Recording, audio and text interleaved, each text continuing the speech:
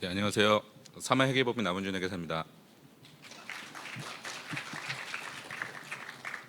앞서 이제 다른 강사님들께서 말씀하신 것처럼 올바른 연구비 사용에 관심을 갖고 더운 날씨에도 이 자리에 찾아주셔서 저희 설명을 듣고 계신 이 기관 담당자분께 다시 한번 감사의 말씀을 드리고요.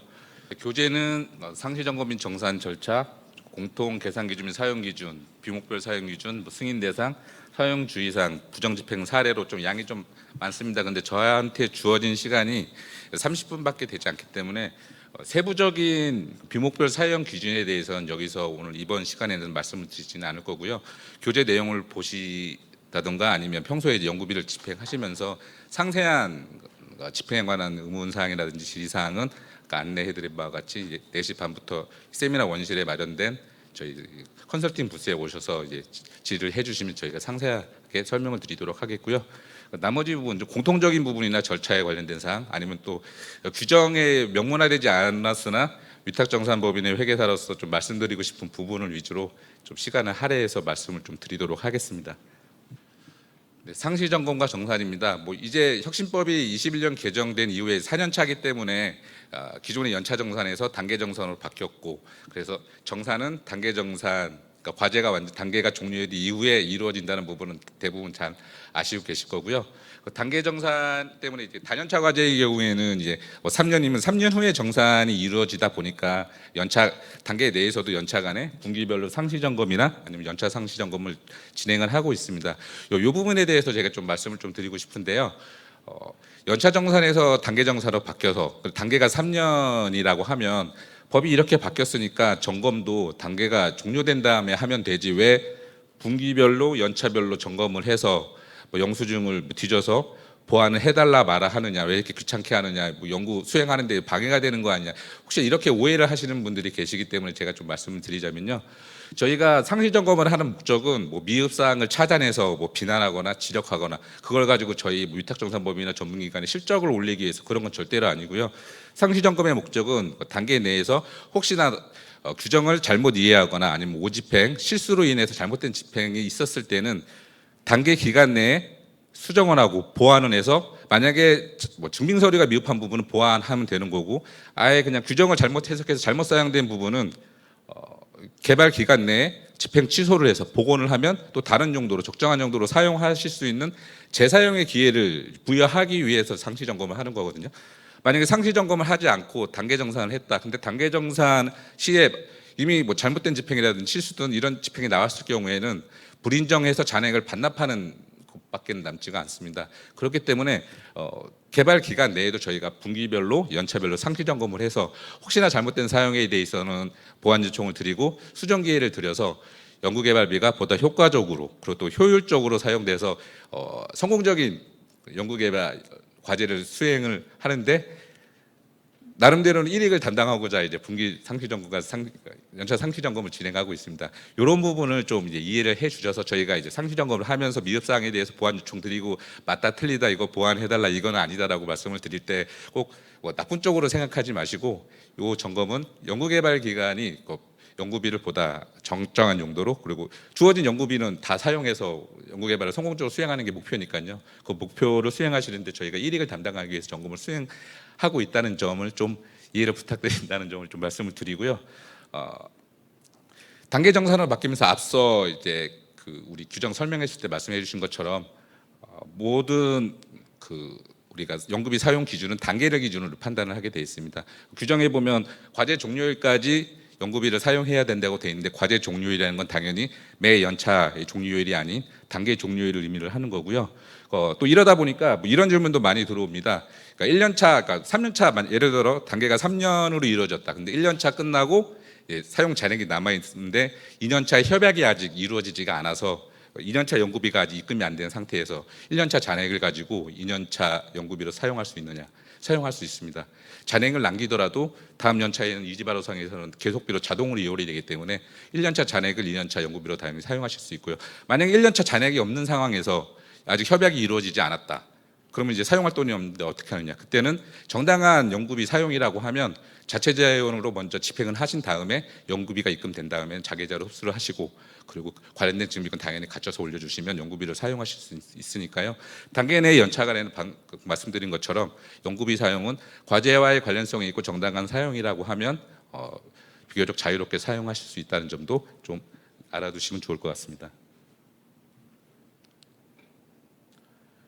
뭐 상시 점검에 대한 플로우인데요. 요거는 제가 방금 말씀드린 것처럼 상시 점검 매 분기마다 이루어지고요. 마지막 분기에는 연차 마지막 분기에는 연차 상시 점검을 실시하고요. 단계 종료일의 마지막 분기에는 연차 상시 점검을 실시를 하지 아니하고 단계가 종료된 다음에 마지막 연차의 4분기 상시 점검과 정산을 함께 실시하고 있습니다. 이런 부분에 대해서 좀 주의가 필요한 부분인데요. 제가 처음에 상시 점검의 취지를 말씀드린 것처럼 상시 점검의 취지는 혹시라도 잘못된 사용에 대해서 재사용의 기회를 부여하기 위해 상시 점검을 실시하는데, 마지막 분기 같은 경우는 이미 저희가 점검을 실시하는 기간이 단계가 이미 종료된 다음에 실시를 하기 때문에 요게 이제 혹시라도 잘못된 사용이 있을 경우에는 저희가 보정할 기회가 부여가 되기가 어렵습니다. 그래서 마지막 분기에 연구비를 사용하실 때는 좀 더 신중하게 사용을 해주시고, 혹시라도 사용을 하실 때 애매한 부분이나 좀 궁금한 사항이 있으면 항상 모든 저희 과제에 대해서는 위탁 회계법인이 지정돼 있고 담당 회계사가 있기 때문에 담당 회계사한테 질의를 하신 다음에 사용하시면 그런 방금 말씀드린 그런 불필요한 그런 불이익은 없을 거라고 제가 생각을 하고 있습니다. 네, 이거 상시 점검 플로우고요. 이거는 정산 플로우입니다. 마지막 단계의 정산 같은 경우는 단계가 종료된 이후에 3개월 내에 사용 실적 보고서를 제출을 해주시면 저희가 이제 사용 실적 보고서 제출된 사용 실적 보고서에 대해서 정산을 검토를 하고 미흡 사항이 있으면 다시 또 보완 요청을 드려서 정산 보고서를 작성하게 되는데요. 앞서 상시 점검 관련해서 말씀을 드리자면 저희가 상시 점검을 하면서 미흡 사항에 대해서 보완 요청 드리면 보완을 잘 해주시기도 합니다. 근데 보완을 해주실 때 보완을 하신 이후에 이지바로상에 보완 완료 처리를 안 해주시면 그 미흡 그 집행권이 보완이 되었는지 안 되었는지를 저희가 확인하기가 어렵습니다. 그리고 보완 요청한 건에 대해서 보완 완료 처리를 이지바로상에서 안 해주시면 저희가 보완이 되었더라도 시스템적으로 정상 처리가 안 되거든요. 저희가 항상 그래서 미흡 사항에 대해서 보완 요청을 드린 사항에 대해서는 보완을 해주시고 이후에는 반드시 시스템상에 보완 완료 처리를 해주셔야지 저희가 점검을 하고 정상 처리가 가능한다는 점도 반드시 좀 알아두시고 좀 협조를 좀 부탁드리도록 하겠습니다. 네, 공통기준 및 사용기준에 대해서 말씀드리도록 하겠습니다. 그 이전에 작년도 그러니까 23년도 12월 28일 날 혁신법 사용기준이 개정이 됐습니다. 개정된 기준 중에서 연구비 사용에 대한 주요 사항만 정리를 했는데요. 이미 뭐 연구개발 과제를 많이 수행하셨으면 기존에 기준이 어떻다는 거는 잘 아시고 계실 거라고 이제 생각을 하는데 개정된 기준에 대해서는 한번 또 따로 설명드리는 게 맞다고 생각해서 따로 정리를 했습니다. 40% 초과 외부 전문 기술 활용비나 위탁 연구 개발비 같은 경우에는 기존에는 중앙행정기관이 인정하는 경우에 한해서 40% 초과 계상이 가능하다 이렇게 기준이 돼 있었는데 중앙행정기관의 인정이라는 게 무엇이냐에 대해서는 명확하게 규정이 되어 있지 않았습니다. 그래서 이제 실무적으로는 연구개발 계획서에 40% 초과해서 이런 외부 전문 기술 활용비나 위탁 연구 개발비가 계상이 돼 있으면 이거는 협약 시에 어쨌든 40% 초과해서 계상이 되었기 때문에 이거는 이제 중앙행정기관이 인정을 받은 거라고 간주를 해서 정산했었는데요. 작년에 사용 기준이 바뀌면서 이렇게 해서 40% 초과해서 외부 전문 기술 활용비나 위탁 연구 개발비를 계상을 하려거나 아니면 국제 공동 연구 개발비 등을 계상을 하려면 별지 21호 서식에 연구개발비 사용 신청서를 반드시 연구개발 계획서에 첨부를 하셔야지만 중앙행정기관의 인정을 받은 것으로 간주가 되기 때문에 이렇게 간주가 안 되는 연구개발 사용 신청서가 첨부가 되어 있지 않는다고 하면 계상이 되었더라도 저희가 인정을 할 수가 없으니까요. 이 부분도 좀 주의가 필요한 부분이고요. 공통계산 기준 관련해서는 제가 출장비 설명하면서 다시 말씀드릴 거고요.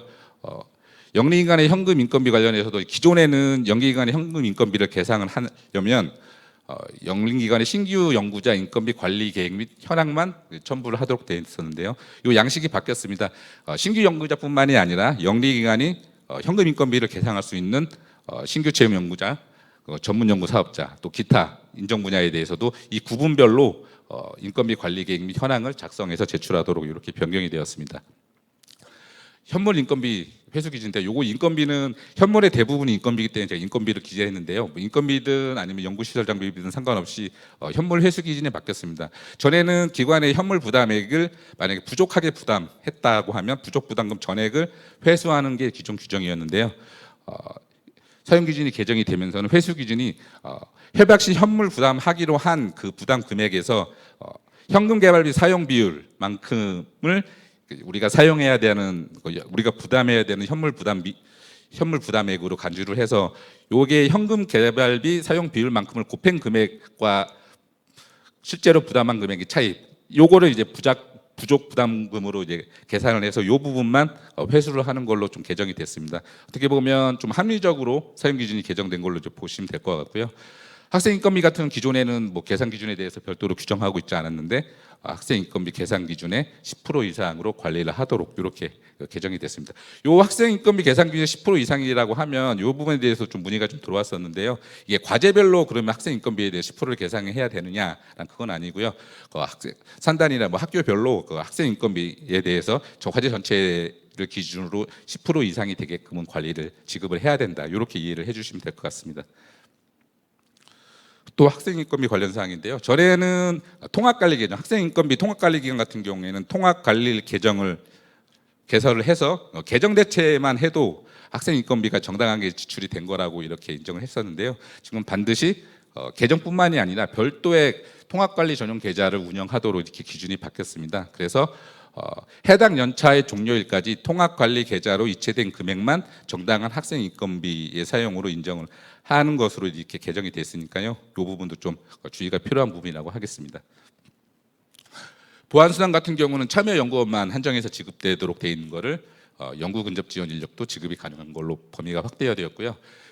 가장 논란이 많았던 부분이 이제 회의비입니다. 회의비 같은 경우는 이제 기존에는 이제 회의록이나 이제 내부 결제 문서, 사전이든 사후든 내부 결제 문서 둘 중에 하나만 있으면 이제 인정을 했는데, 작년에 12월에 개정이 되면서 반드시 그 회의비, 특히 식대에 대해서는 원칙적으로 금지를 하되 사전에 결제를 받은 경우에 한해서 인정을 하는 걸로 이렇게 규정이 개정됐었습니다. 이렇게 규정이 개정된 이후에 이제 많은 기관에서 사전 결제가 뭐냐, 어떤 방식이냐, 양식은 뭐냐, 어떻게 받아야 되냐, 반드시 받아야 되냐, 언제부터 받아야 되냐, 이런 문의가 상당히 많이 왔는데요.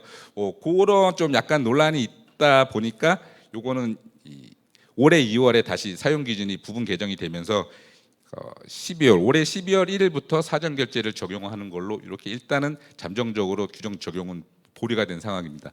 근데 뭐 12월 1일에 적용이 될 예정이라서 이제 제가 말씀을 드리자면, 사전 결제에 관련해서는 뭐 별도로 양식이라든지 뭐 절차라든지 이런 건 없고요.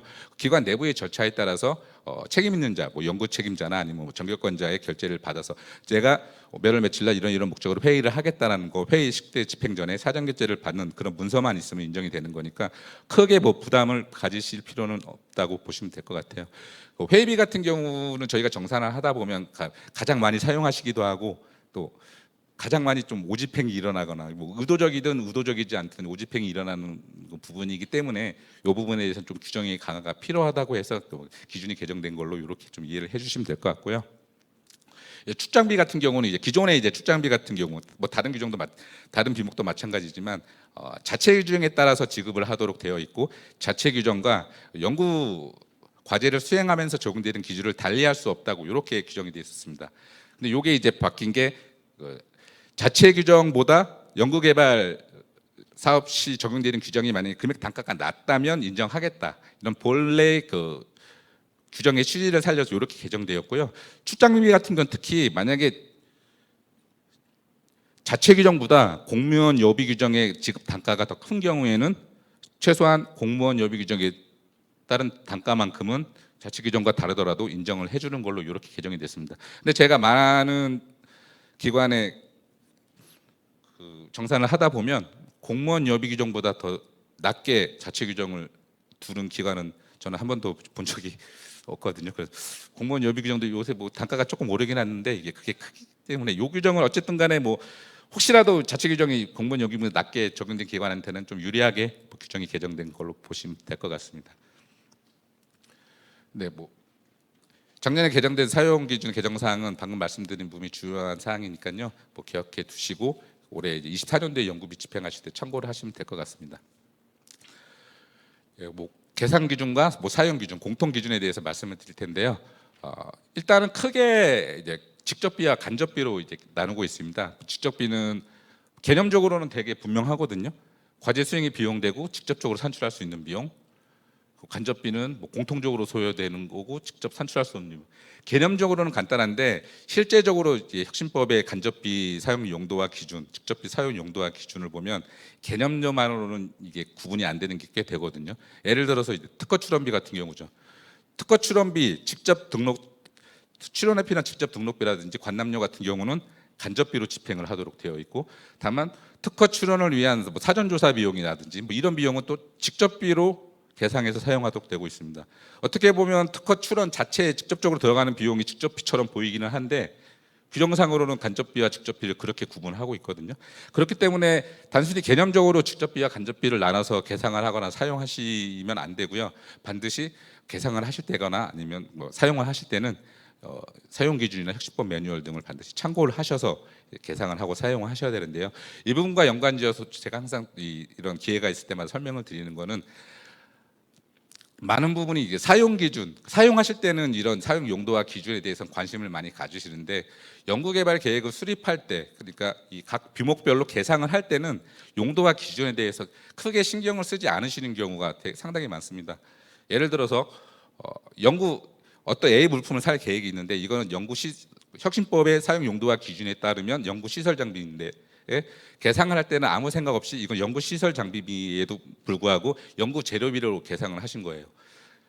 사용하실 때는 어떻게 되어 있냐면 연구비는 계상한 바에 따라 사용 용도와 기준에 맞게 사용하도록 되어 있거든요. 그럼 이게 실제적으로는 연구 시설 장비비인데 연구 재료비로 계상을 했다고 해서 이거를 실제적으로 우리가 연구 재료비로 사용을 할 수가 있느냐? 이런 부분에서 기관에서는 혹시라도 그런 잘못된 사용이 있으면 우리 연구개발계획서에 연구 재료비로 계상을 했고 전문기관에서 협약 승인을 했으면 된 거 아니냐는 말씀을 해주시는데요. 협약 당시에 연구개발계획서를 사용 용도와 기준에 따라 계상하는 책임은 연구개발기관에 있습니다. 그게 협약이 됐다고 해서 그 세부 비목별로 계상된 거에 대해서 그게 맞다 그러다고 인정하는 것까지는 아니거든요. 그럼 이런 경우에는 우리가 시설 장비비로 사용해야 되는데 만약에 재료비로만 계상을 해놓고 연구 시설 장비비로는 계상을 하지 않았다. 그럼 저희는 그 비용을 사용할 수가 없는 겁니다. 연구개발비로 자체적으로 부담을 하든 간에.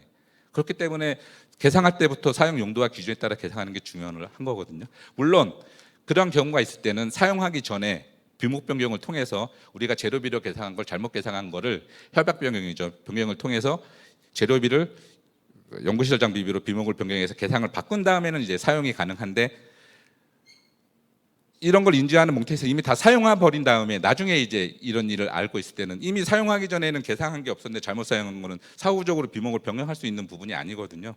이런 부분에 있어서는 부득이 불인정을 받는 경우가 간혹가다 발생을 하기 때문에 연구개발비를 계상할 때부터 용도와 기준에 맞게 계상하는 게 상당히 중요한 사항이기 때문에 이런 이제 교육을 하다 보면 특히 뭐 연구개발비에 관련된 교육만 따로 하다 보면 주로 이제 정산을 담당하시는 분이 와서 이제 교육을 듣다 보면 나중에 이미 사용된 거에 대해서 정산을 하고 처리를 하시는 분들만 이런 거에 대해서 숙지를 할 게 아니라 실제적으로 연구개발 계획을 수립을 하고 그 계획을 수립을 하고 연구개발을 실제로 진행하시는 연구 책임자분이나 연구원분들도 관심 있게 용도와 기준에 대해서는 숙지를 하시는 게 중요하다는 말씀을 제가 항상 꼭 드리고 싶어서 자리가 있을 때마다 이런 말씀을 드리고 있습니다. 아까 말씀드린 것처럼 비목 변경을 통해서 사용할 수 있지 않느냐라는 뭐 그런 얘기가 있는데요. 비목 변경을 통해서도 사용할 수 없는 경우가 생길 수가 있거든요. 이를테면 뭐 직접비와 간접비와 관련해서 간접비는 보시는 바와 같이 한도가 이미 정해져 있습니다. 근데 이미 이 한도 내에서 이미 간접비를 다 사용해 버린 다음에는 간접비 용도를 직접비로 잘못 계상한 경우를 간접비로 바꾸고 싶어도 간접비는 이 비율 내에서 비율을 초과해서는 증액을 할 수 없기 때문에 사용할 수 있는 방법이 없거든요. 이런 경우에는 자체적으로 다 기관이 부담해야 되기 때문에 뭐 이런 경우를 생각해서라도 반드시 계상할 때부터 계상 기준을 확실하게 이해를 하시고 숙지를 하시는 게 중요하다는 말씀을 좀 드리는 거고요. 공통적으로 계상이 금지된 거는 뭐 다들 잘 아시다시피 영리기관 같은 경우는 매입 부가세 같은 경우는 환급이 가능하기 때문에 연구비로 집행을 하실 수가 없고요. 그리고 뭐 중복 계상은 당연히 안 되는 부분이고, 주류 등 유용성 비용도 안 되는 것도 다들 잘 아시고 계신데, 이 주류 등 유용성 비용에는 요즘에 연구비 카드 같은 경우는 다 클린 카드이기 때문에 뭐 유흥업소 자체에는 결제가 안 되는데, 반드시 그 유흥업소가 아니더라도 그 회의를 하시면 회식 때는 그 식사를 하시라는 거지, 뭐 이렇게 반주까지 하는 건 한다든가 아니면 식사를 하시면서 뭐 이렇게 술 한잔 하시는 거는 그 유흥성 비용으로 간주가 돼서 이 부분은 술값만 인정이 되지 않는 게 아니라 전체 식대 자체가 다 불인정이 되고 있습니다. 근데 이제 저희가 이제 회의비 같은 경우 검토를 하다 보면 뭐 세부 내역까지 영수증 붙여주시는 분은 거의 없죠. 다 그냥 그렇게 영수증을 줘도 아마 대부분 다 그냥 한 장 금액만 나와 있는 거로 끊어주세요라고 해서 다 아마 붙이실 겁니다. 그럼 저희가 어떻게 검토를 하느냐? 결제 시간에 결제 장소 그리고 업소명 같은 경우를 다 확인을 합니다. 그래서 만약에 회의 식대 6시에 회의 종료된 거 식대를 집행하셨다고 하셨는데 11시에 치킨 매니아에 5분이서 20만 원을 결제하셨습니다. 5분이서 20만 원 치킨을 먹으려면 치킨을 한 2마리씩은 다 식사로 드신다는 건데, 제 아들이 중학교 3학년인데 지금 90kg가 넘거든요. 제 아들도 치킨 한 마리 이상은 못 먹습니다. 근데 그런 부분 이렇게 저희가 검토를 하다 보면 이렇게 이상한 집행들이 있어요. 이런 부분에 대해서는 저희가 그냥 지나가지 않고 반드시 기관한테 소명 요청을 드립니다. 주류가 포함된 거 아닙니까? 안 하셨습니다. 그러면 상세 내역, 그 20만 원에 대한 상세 내역을 업소에서 요구를 해서 붙여서 가져오시면 저희가 인정을 해드리겠다. 근데 대부분 이런 경우에는 못 가져오셔서 불인정되는 사례가 간혹 있거든요. 그래서 회의비 사용에 있어서는 어느 정도의 융통성이 발휘되는 부분이긴 한데, 그래도 기본적인 건 꼭 지켜주시는 게 중요하다고 해서 제가 별도로 좀 말씀을 드렸고요. 네, 연구 개발 기관 내부 거래나 아니면 과제를 수행하는 공동 기관 간 거래는 당연히 금지가 되고 있고요. 이 부분에 있어도 이제 영리기관 같은 경우 연구 개발을 수행하는 데 있어서 기업 자체가 생산하는 어떤 제품이 연구 재료로 필요한 경우에는 필요해서 우리는 그 자체적으로 내가 나한테 산 거라고 처리를 해서 실제적으로 연구비로 집행한 부분도 있습니다. 그럼 이거 당연히 뭐 규정상 명확하게 안 되는 걸로 돼 있으니까 이거는 불인정됩니다. 그럼 우리 이거 필요한데 그럼 어떡하란 말입니까? 라는 항변을 하시기도 하는데요. 그런 경우에는 당초에 현물로 계상하시면 됩니다. 현물 부담금에서 뭐 인건비든 시설 장비비든 재료비든 다 현물 계상이 가능하니까요. 자체 생산 작품이 연구를 수행하시면서 필요한 경우에는 현물로 계상하셔서 사용하시면 된다는 점 이걸 알아두시면 될 것 같고요. 그리고 5번 같은 영리기관 같은 경우에는 인적 물적 구분이 명확하지 않은 계열사 또는 기관 간 거래에 대해서는 원칙적으로 거래를 금지를 하고 있습니다. 이 부분은 발언 다음 장에 다시 말씀드릴 거고요. 여기에 예외사항은 여기다 기재를 해놨으니까 이것도 참고를 하시면 될 것 같습니다. 대표적으로 대학 같은 경우에는 대학마다 대학 생협에서 문구점 같은 경우 별도의 사업자가 운영을 하고 있는데, 뭐 특정 대학교가 대학교 자체 내에 있는 별도 사업자인 뭐 생협이 운영한 문방구에서 뭐 사무용품 구입하는 거, 이거는 인정이 되는 거고요. 이런 예외 사항은 여기다 기재를 해놨으니까 이거 참고하시면 될 것 같고요. 네, 인적 물적 구분이 모호한 기관의 애를 여기서 쭉 나열을 하고 있는데요. 대표자가 동일한거나 아니면 대표자와 특수관계 아니라 아내나 남편이나 아니면 뭐 자식이나든지 이런 업체와의 거래, 그리고 보면 30% 이상의 출자 관계 있는, 이게 어떻게 보면 이제 특수관계자를 정의를 한 거거든요. 그러니까 특수관계가 있는 거래처와의 거래는 원칙적으로 금지를 하고 있습니다. 뭐 취지는 부당한 이득을 취할 가능성이 매우 농후하다라는 거고요. 물론 이제 뭐 반드시 사용해야만 한다. 뭐 앞에서 말씀드린 것처럼 해당 물품을 판매하고 취급하는 데가 그 거래처밖에 없다라는 경우에는 당연히 거래는 할 수가 있습니다. 근데 이런 경우에라도 반드시 먼저 이제 소관 전문기관과 협의 후 사용하시는 걸 권장드리고요. 원칙적으로는 사용하지 않으시는 게 제일 바람직한 거니까 이 부분도 꼭 주의를 해주시기 부탁을 드리겠습니다. 이 부분은 명확함에도 불구하고 정산을 하면 매년 몇 건씩 나오는 부분입니다. 그래서 저희가 확인을 해보면 한 번도 부당한 거래가 아닌 적이 없었습니다.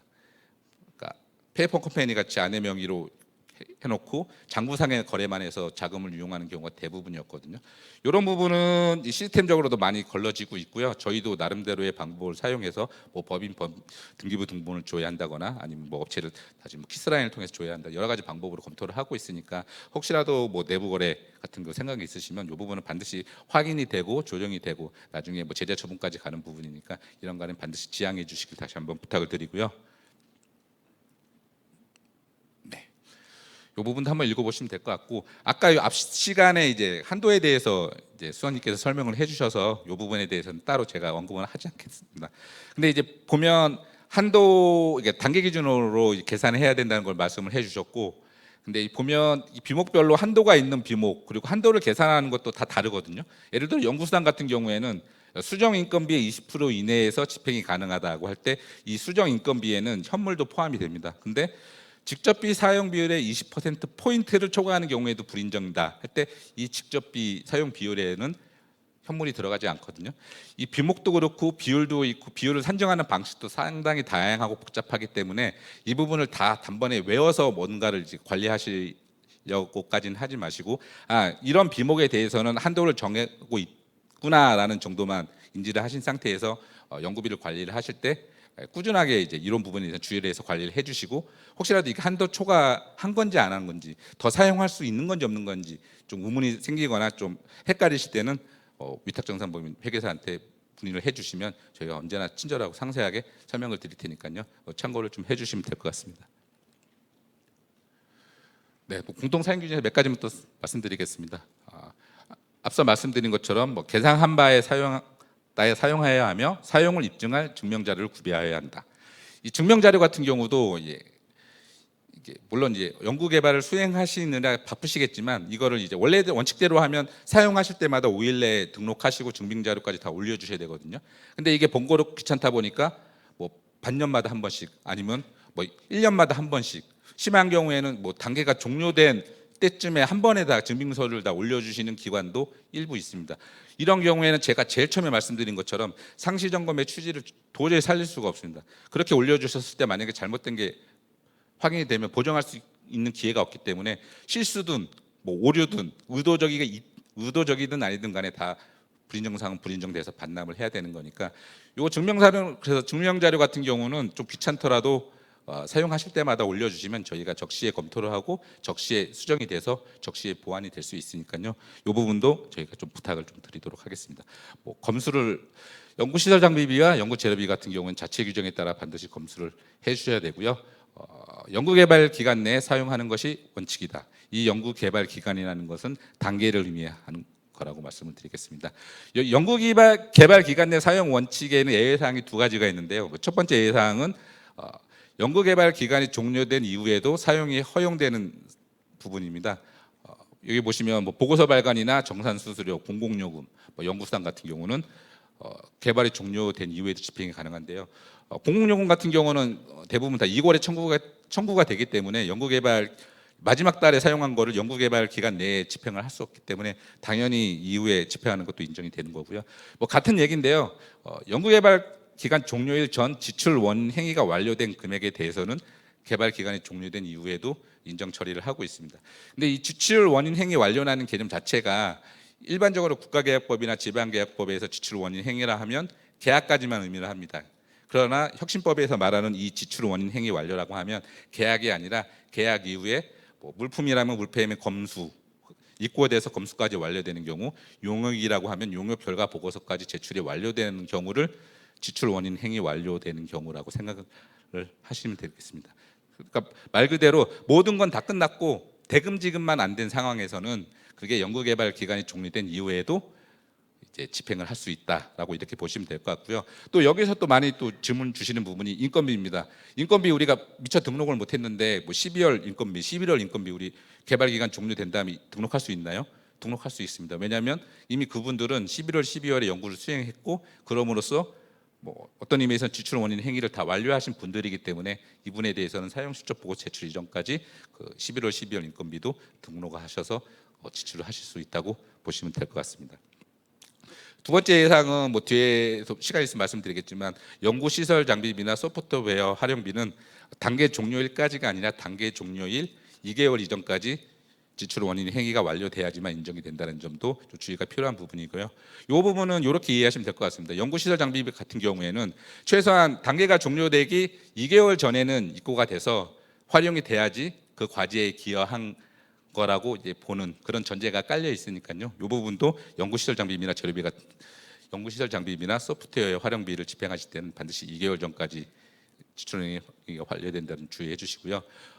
이전에 혁신법 이전에는 연구 재료비도 2개월 전까지 있고 알려야 된다는 규정이 있었는데 혁신법이 제정이 되면서는 연구 재료비는 그냥 단계 종료일 이전까지 사용하는 걸로 이제 바뀌었거든요. 그러다 보니까 저희가 정산을 하다 보면 12월 31일이 종료일이면 12월 29일, 12월 30일 사무용품비도 마찬가지입니다. 그때 연구 재료비를 대량으로 막 심한 경우는 2, 3천만 원 정도도 다 연구 재료비로 집행하는 경우가 있습니다. 이런 경우도 저희 정산법인에서는 가만히 넘어가지는 않고요.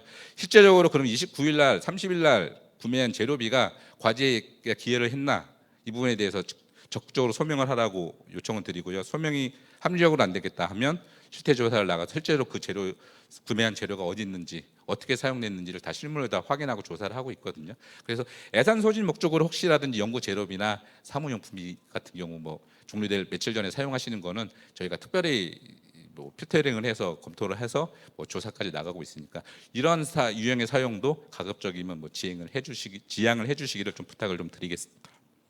이 부분은 제가 말씀드린 지출원행위 완료에 대해서 도표로 도시를 한 건데요. 이건 한번 보시고 넘어가시면 될 것 같습니다. 네, 뭐 말씀드린 것처럼 세부적인 사용 기준은 그냥 넘어가고 교재 참고하시고요. 나중에 궁금하신 점 있으면 세미나실에서 컨설팅 할 때 문의를 해주시면 될 것 같고요. 맨 마지막에 몇 개만 더 말씀을 드리겠습니다. 시간이 좀 급해서 저도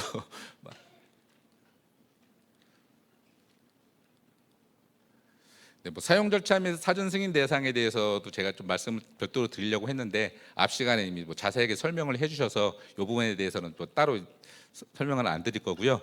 다만 제가 이제 말씀드리고 싶은 거는 솔직히 저도 어떤 항목에 대해서 딱 던져주시고 이게 사전 승인 대상이냐 아니면 그냥 통보 사항이냐고 만약에 저한테 바로 대답해라고 하면 저도 명확하게 대답을 못하는 부분이 있습니다. 물론 직관적으로 중요한 변경사항, 연구 책임자가 바뀌었다거나 아니면 뭐 연구 개발비 총액이 변경되거나 아니면 연구 개발 기간이 변경되거나 이런 거는 직관적으로도 중요한 변경 사항이라고 직관적으로 알 수 있기 때문에 이거는 사전 승인을 받아야 된다라고 말씀을 드릴 수가 있겠지만 뭐 다른 부분에 대해서는 이게 좀 애매한 부분이 있을 수가 있거든요.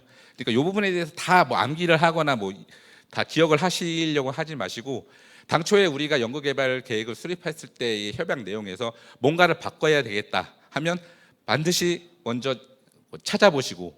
찾아보셔서도 잘 안 되면 위탁정산법인의 회계사한테 문의를 해보시고 이게 사전 승인 사항이냐 아니면 통보 사항이냐는 걸 반드시 확인하신 다음에 그 이후의 업무를 처리하시면 될 것 같습니다. 그러니까 내가 뭔가를 바꿔야 된다고 하면 반드시 확인을 해봐야 된다는 점, 이 부분만 좀 기억을 해주시면 될 것 같고요. 네, 뭐 사용시 주의사항에 대해서만 몇 가지 말씀을 드리고 넘어가겠습니다. 벌써 또 5분을 초과했는데 딱 5분만 더 말씀을 드리도록 하겠습니다. 인건비 같은 경우는 잘 아시다시피 선인추는 금지가 되고요. 행정적으로 저희가 이지바로에서 개별적으로 다 참여연구원 계좌로 이체하는 게 번거롭기 때문에 이런 경우에는 먼저 기관 자체 재원으로 먼저 인건비를 지급하신 이후에 이제 그 인건비 계상률에 해당하는 부분만큼은 자계적으로 흡수하는 거는 인정을 하고 있지만 먼저 인건비에 해당되는 부분을 자계적으로 흡수한 다음에 사후적으로 회사에서 참여연구원한테 급여를 지급하는 거는 불인정 대상이 된다는 점도 꼭 기억해 주시고요. 또 인건비 계상률에 관해서 말씀을 드리자면 아직도 인건비 계상률이랑 참여율이랑 조금 혼동을 하시는 기관이 좀 있습니다. 그래서 계상률을 잘못 기재하시는 기관도 아직도 있거든요. 참여율은 혁신법 이전의 개념이고 계상률이라는 건 참여율과는 무관하게 여러 가지를 수행하실 경우 100% 그러니까 그분이 받는 급여의 100% 범위 내에서 과제별로 임의적으로 정할 수 있는 부분입니다. 내가 이 과제에 10% 참여하고 저 과제에 90% 정도의 참여를 했다고 해서 반드시 인건비 계상률도 10% 90% 해야 되는 거는 아니고 여기 10% 참여했더라도 90%로 인건비 계상률을 설정할 수 있고요. 90% 참여했더라도 10% 계상률로 설정할 수 있습니다. 다만 중요한 거는 어떻게 계상률을 산정하든 간에 내가 과제에 참여한 계상률 총 합계가 100%가 초과가 되면 안 된다는 점만 기억을 해주시면 될 것 같아요. 이러다 보니까 내가 이 과제에서 3명이 참여를 하는데 3명 중에서 내가 참여하는 비율, 기여하는 비율은 40%, 나머지 두 분이 40%, 20% 했을 때 그럼 내 인건비 계상률이 40%인 줄 알고 40%로 계상해 놓고 인건비 실제로 급여의 100%를 다 가져가시는 경우가 있거든요. 그러니까 참여는 40% 하지만 내가 다른 과제에 참여를 안 하니까 급여는 내가 회사에서 지급하는 급여는 내가 다 가져갈 거야 라고 하는 개념이라고 하면 인건비 계상률은 참여율인 40%가 아니라 계상률은 100%가 돼야 되고 다른 과제에서는 인건비를 계상할 수 없다는 그런 개념으로 이해를 하시면 좀 더 이해하기가 쉽지 않을까. 혹시라도 제가 말씀드린 부분이 조금 모호하거나 이해가 되지 않으시다면 4시 반에 와서 저한테 다시 한번 질문을 해주시면 제가 또 상세하게 답변을 좀 드리도록 하겠습니다. 연구상도 앞서 말씀을 해주셔가지고 넘어가겠고요.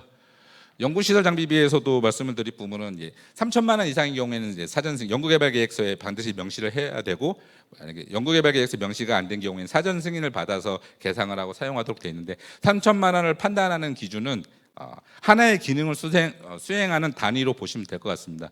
만약에 우리가 PC를 500만 원짜리를 10대 사서 5천만 원이 되는데 이 PC 자체가 각각 개별적인 기능을 수행하는 PC라고 하면 이거를 5천만 원으로 보는 게 아니라 500만 원짜리 연구실 장비비로 봐서 뭐 따로 사전 승인을 받을 필요는 없지만, 우리가 500만 원짜리 10개를 사서 하나의 서버 시스템을 많이 구성한다 이럴 경우에는 이 구입 단가는 500만 원이나 5천만 원이 된다는 점, 판단을 할 때는 하나의 기능을 수행하는 시스템 기능 단위로 판단을 하셔서 금액 기준을 판단을 하시면 된다는 점도 알아두시면 될 것 같습니다. 나머지 부분도 좀 읽어주시면 될 것 같고요. 이거는 그냥 뭐 시간 나실 때 한번 뭐 재미로 봐주시면 뭐 될 것 같습니다.